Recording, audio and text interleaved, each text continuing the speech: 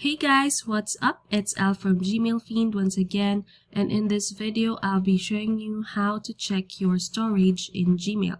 So what you have to do is to of course access your Gmail first, and you will be redirected to this inbox page right here. So what you have to do is to just refer to the bottom part of your screen.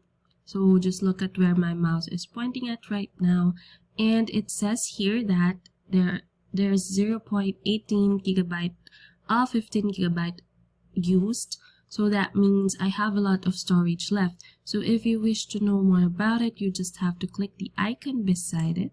So once you click that, then you will be redirected to another page.